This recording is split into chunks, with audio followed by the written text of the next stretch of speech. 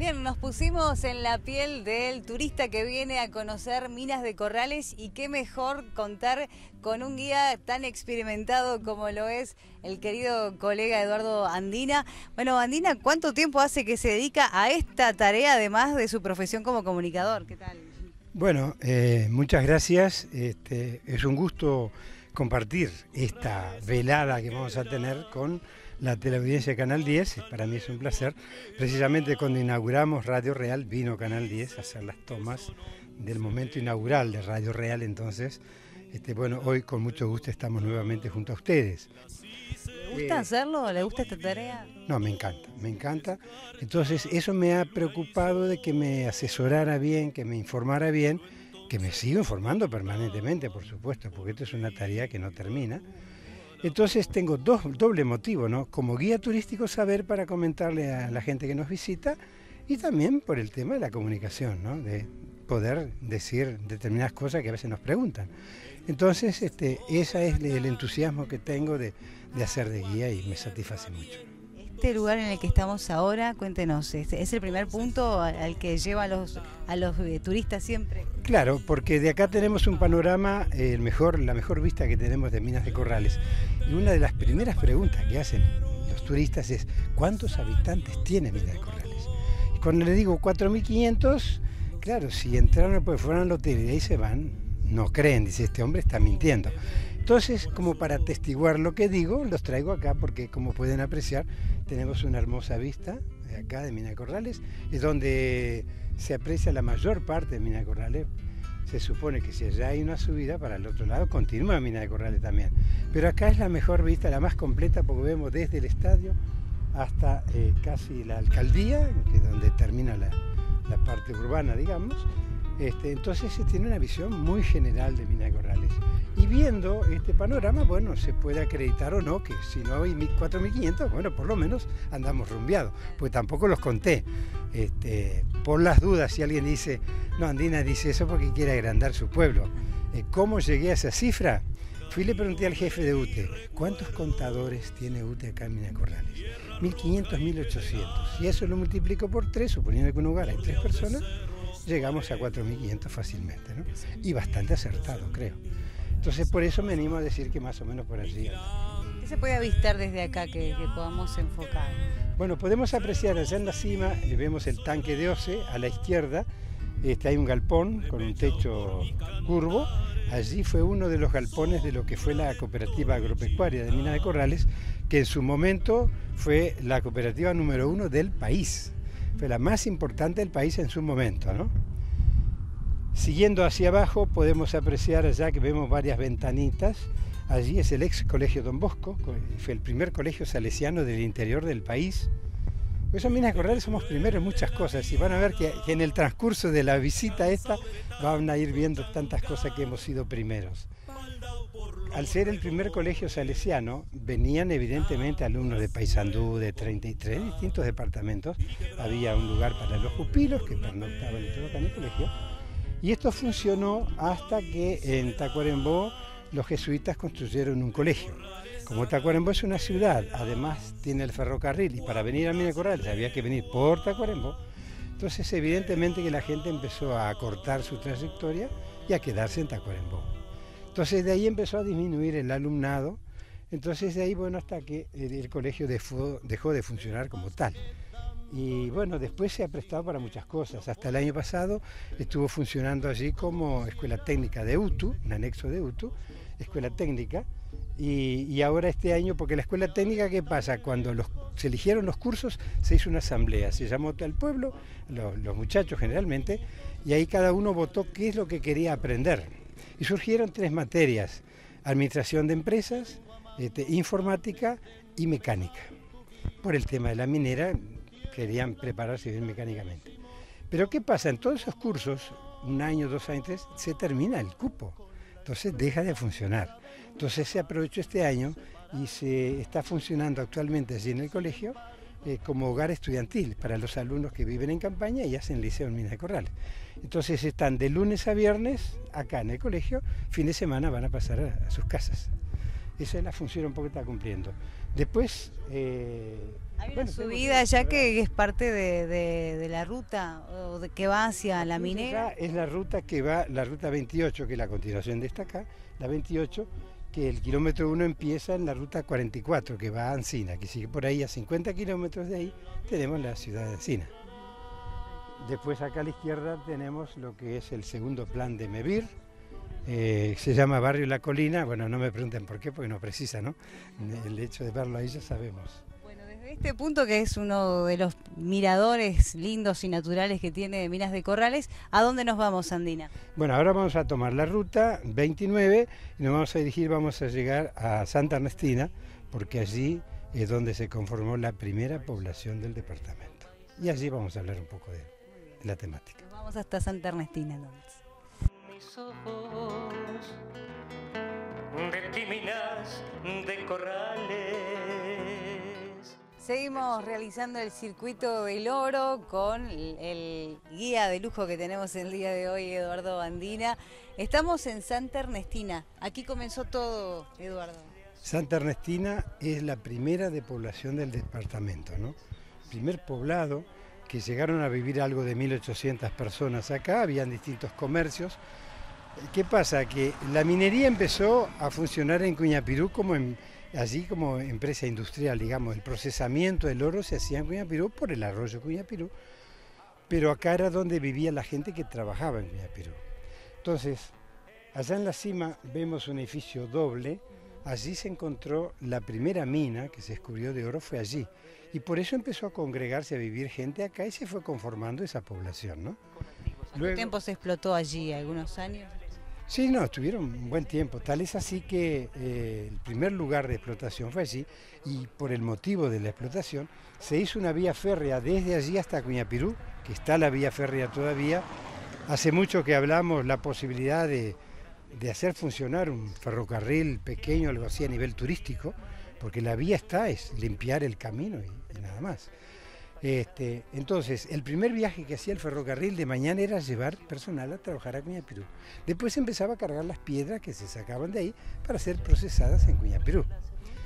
Entonces, además de ser la primera población del departamento, que todavía no existía el departamento de Tacuarembó, estamos hablando de 1840 y algo, ¿no? En 1820 fue el primer dato que se tuvo de oro en el Uruguay. Un señor venido desde Minas Gerais, de Brasil, vino a afincarse acá en la zona como productor rural y encontró una pepita de oro. Cuando encontró no sabía de qué se trataba, halló algo bonito simplemente, ni sabía que era oro ni que tenía valor. Entonces trajo a un comercio para mostrarle a la demás gente de allí. Y así pusieron un bollón de vidrio y allí introdujo la pepita y quedó a exhibición de la gente. Después cada uno que encontraba una pepita venía y la ponía allí. Y ese frasco ya tenía varias pepitas hasta que en una oportunidad viene alguien de Montevideo que ya más o menos entendía algo de oro y cuando ve aquello se sorprende. Entonces empieza a preguntar, le dijeron, uno encontró acá, otro allá y así fue.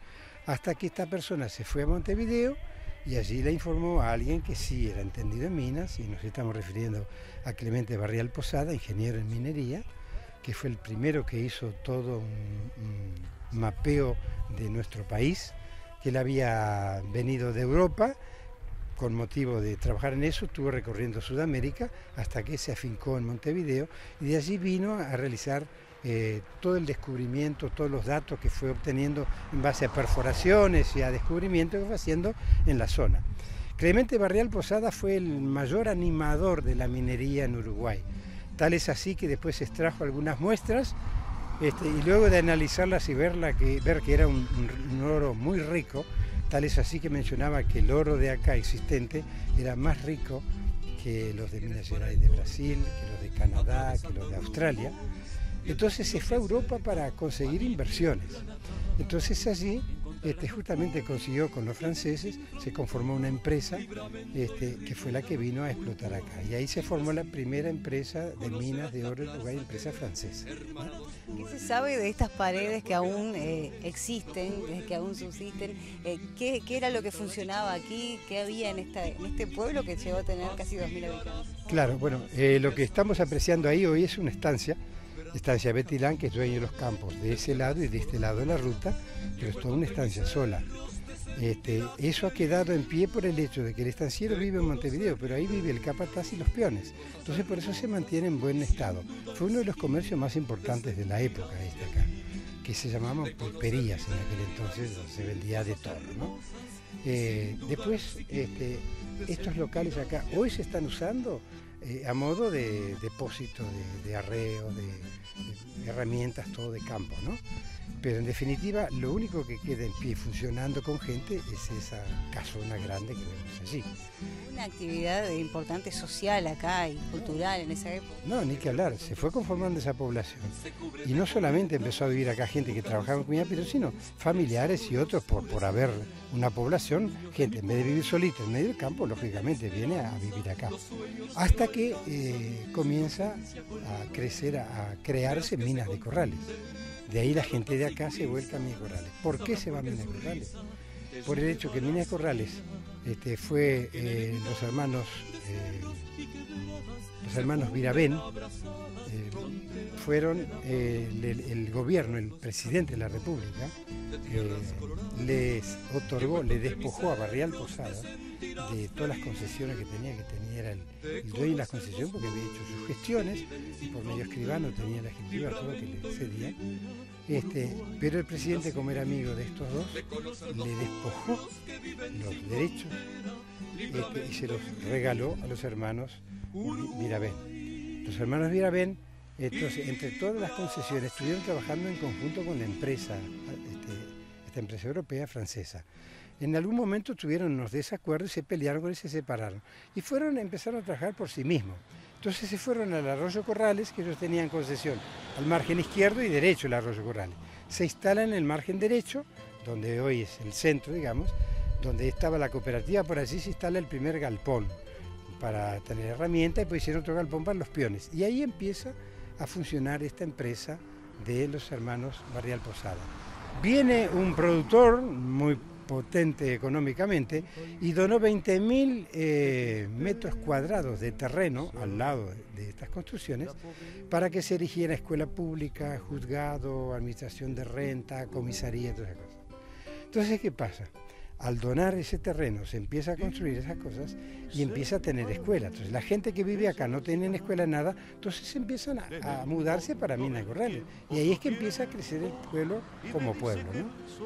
Empezó a morir aquí. Empezó a morir acá. Y bueno, y acá fue quedando sin nada, con excepción de esto, y por eso vemos todo ruinas, de lo que vemos, más las que ya ni se ven ni como ruinas existen, ¿no? Hay un cementerio también aquí, poco. Hay un cementerio que alguien me preguntaba a veces, los turistas que vienen a veces me preguntan, ¿ya no se usa más? Digo, no, se usa todavía. Cada tanto hay algún entierro ahí. Se ve que gente que vive en Minas de Corrales, de repente descendientes de cuando vivían acá, entonces hacen uso de ese cementerio. Cada tanto hay algún entierro, no es muy común, pero se da de tanto en tanto.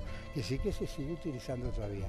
Y está bien pintado, bien conservado, que sí que hay gente que se está preocupando, porque a veces uno ve en el medio del campo abandonado, todo deshecho. No, ahí está bien pintadito, todo muy bien. Incluso se está logrando ya se logró autorización con los dueños del campo y se va a hacer una ruta de entrada para poder visitar el cementerio, pero más allá arriba, ¿no? Todavía no está pronta, pero se va a tener acceso a ese cementerio. ¿Quién se encarga del mantenimiento de este lugar, Andina? Bueno, acá la estancia es lo que le corresponde a la estancia, después nada más, ¿no? Una particularidad interesante que tuvo acá fue, en este lugar se realizó la primera huelga del país, que está registrada, ¿no? Está registrada. Una huelga obrera. Primera huelga obrera.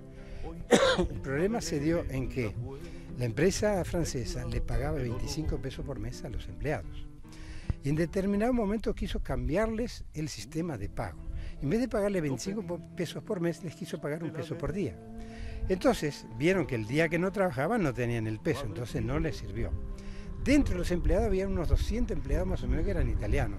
Dice que los italianos son medio revoltosos. Y fueron los que armaron la huelga en protesta de ese nuevo sistema de pago. Que a pesar de que triunfaron, se siguió el pago normal como se venía haciendo, pero después de la huelga y después que lograron ese triunfo, empezaron a aparecer italianos muertos ahogados, ahorcados, un tiro en la cabeza. Entonces eso se ve que represalia de la empresa para que no se volviera a hacer una nueva huelga. Pero en definitiva, acá se hizo la primera huelga que está documentado a nivel nacional. No va a la Biblioteca Nacional, todos esos datos se encuentran allí, ¿no? Y eso fue en 1882 más o menos. Aquí, Andina, después de ver todo lo que hay de historia también en este lugar, vamos a ir hasta la represa, ¿no? Ahí está. Vamos a ir a la represa de Guayapirú, que es la primera represa hidroeléctrica de Sudamérica, que lamentablemente hoy decimos vamos a la represa, pero lo que no se ve es la represa. Porque cuando la inundación del 59 se llevó gran parte del murallón, y otra parte que existe todavía está tapada de árboles que no se ve, que vivo peleando con la Intendencia para que se descubra y que uno pueda mostrar. Ahí tienen parte de la represa, por lo menos. Pero sí hay una rica historia y cosas muy lindas para ver, que soy corralense, tengo 77 años, hace mucho que hago de guía turístico, por lo tanto vengo muy seguido, pero cada vez que vengo a Guayapirú yo me maravillo de lo que se ve allí. Así que los invito a disfrutar también de eso. Seguimos hasta allí entonces. En mi país, qué tibieza cuando empieza a amanecer.